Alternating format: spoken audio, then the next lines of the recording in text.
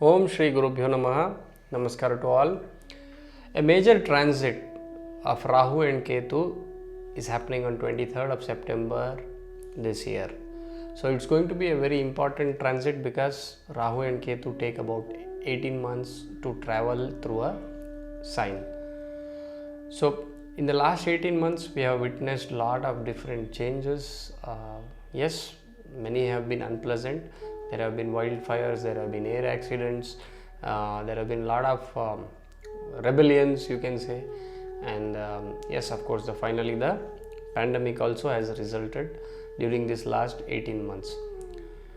So we are looking forward now, and definitely this is going to be a much better period where we see a lot of transformation happening.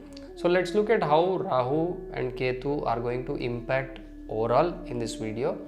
And in the coming videos, I'll be talking about the impact on individual moon signs or rashis.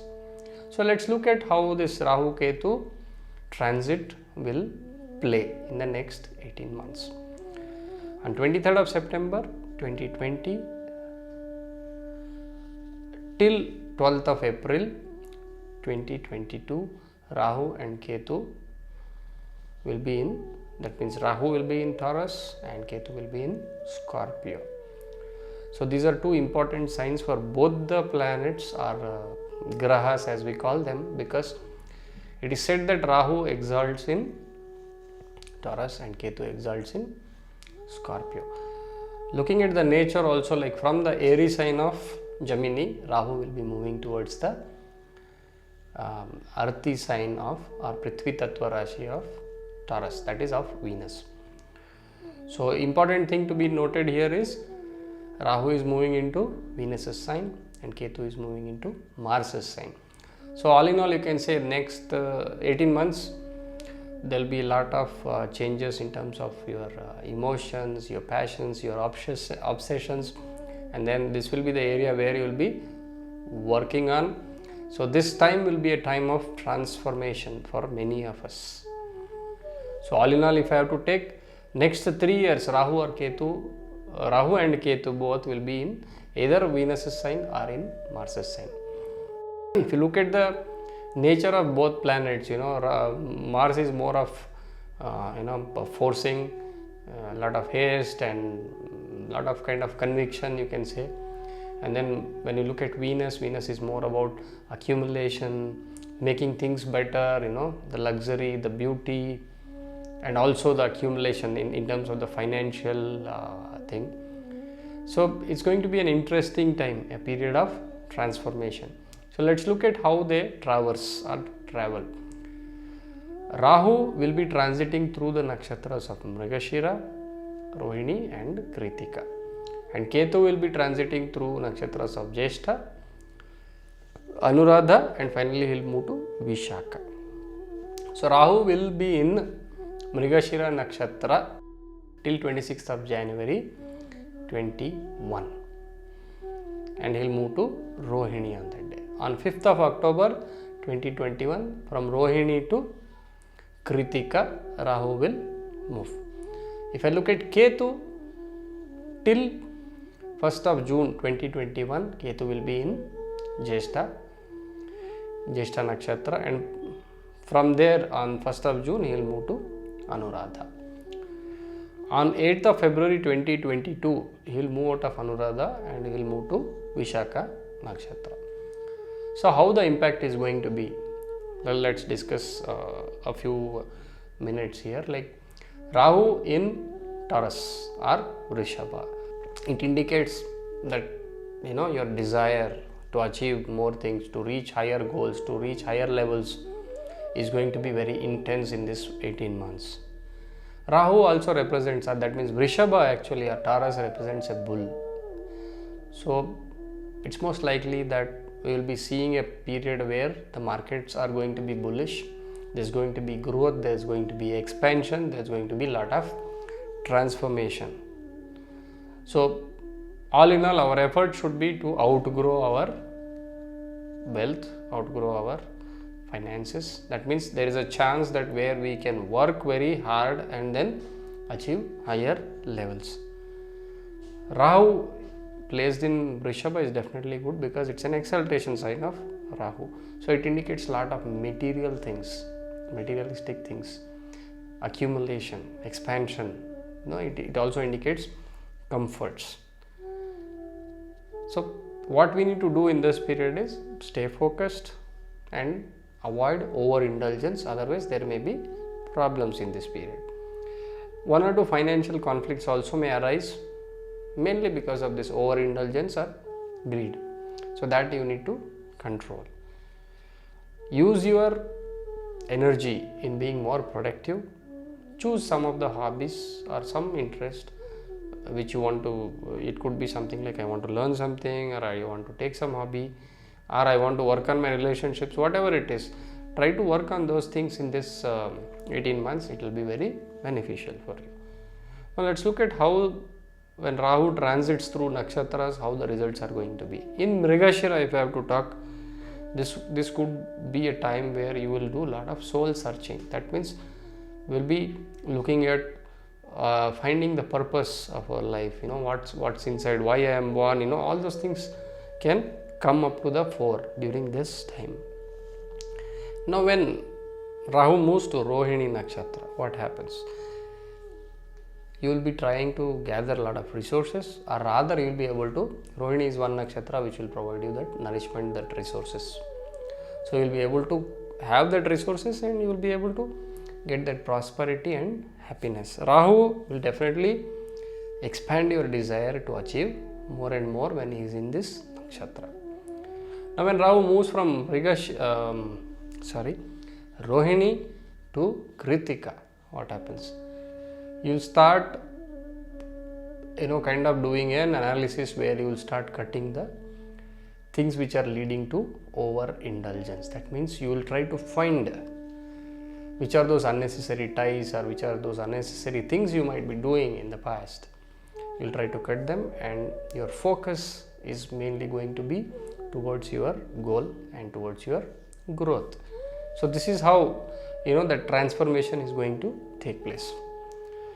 Now let's look at Ketu. If he's in Scorpio, what happens? Your deepest emotions. There could be a lot of old memories. They will be brought out. There will be a lot of thought process where you will start thinking inside. You will start going deep within, and then you will dig out all those, and then try to do that introspection, what we call. And then this will be a time where you will explore more internally, inside. Okay. Interest in occult may also go up. There will be a lot of interest in occult, things of the unknown. You may be very keen. So this is the time when when Ketu is in Scorpio, your occult interest may go up. And also Scorpio being the natural 8th sign in the zodiac, it indicates a lot of hidden things below the ground, things which are unknown. So Ketu is also a planet of mysticism. He is also a mysterious planet. He is a planet who wants to be aloof, who wants to cut away, and then who is like more of a planet which gives you that right focus, or he will just cut ties and ensure that you focus on only that one thing, and that thing is always that salvation or moksha. So this is what Ketu is going to bring. And then both the planets, Rahu and Ketu, will be at comfort in their respective houses, because they are the signs where they excel or where they are exalted. Now let's look at journey of Ketu. Ketu will be moving to Jyeshtha Nakshatra first. So in Jyeshtha Nakshatra, what happens is it will help you to reorganize your total life, and you will be looking at growing higher. Okay. But however, one thing which we need to follow now is that you have to keep your senses under control. If need be, withdraw from unnecessary. It could be unnecessary relationships, could be unnecessary groups or people, anything. Then it will be very helpful. Now when Ketu moves towards Anuradha, transiting towards Anuradha, what will happen is it will be a very good time for you to devote to the higher power. That means you will explore deep, and then you will try to decipher or decode about the higher power which is controlling all of us. So which means your spirituality is likely to be on the higher side. But thing here is you have to be very careful here, because your relationships will be tested. Your patience in all your relationships is likely to be tested when Ketu is transiting Anuradha. Now when Ketu moves to Vishaka, again this test of patience continues further, and there will be more intense issues which may arise through relationships. You will be craving very hard for knowing the purpose of your life. It could be something that you want to do for your inner self, and then this is the time when you will crave, and also you will get good direction. You will be able to move into the right direction because of Ketu's presence in this Vishaka nakshatra. So this is about Rahu and Ketu traversing through different nakshatras. One more important thing is happening when Rahu sits in Vrishabha. We know that Saturn currently is transiting through his own sign, Capricorn or Makara. So there will be a aspect which is there, which will remain for the entire time, because Shani is also not going to move forward. So that kind of what I would say aspect is going to remain, the ninth aspect of Rahu. The ninth aspect of Rahu is always considered to be, Rahu in ninth may give you good results, but Rahu aspecting the ninth house is considered to be a challenging one. Okay, so he may give troubles. There will be lot of challenging and unsettling things which may happen in your life, specifically if you are Aries or if you are Taurus sign. Okay, there is a lot of possibility that you may go through some of the issues. You may try to break away from authority. This will be the time when people will try to break away from authority. Discipline may be going down. Lot of criticism will be there. Criticism in respect of the house where this particular Capricorn falls. It could be any house in your zodiac. It could be the 5th house, it could be the 4th house. So respective problems may arise. Okay, sometimes some people may develop this vengeful attitude also. They will try to take revenge or something. But all said, what I would say is this is a transit where you will see lot of transformation happening. There are more positives than negatives. So all in all, if I have to tell that talk about Rahu Ketu transit, it's going to be a very transforming one. That means for the good of the world, this is going to happen. In the next videos, we'll look at how this transit is going to affect to individual zodiacs or individual rashis. Okay, till then, thank you and namaskar.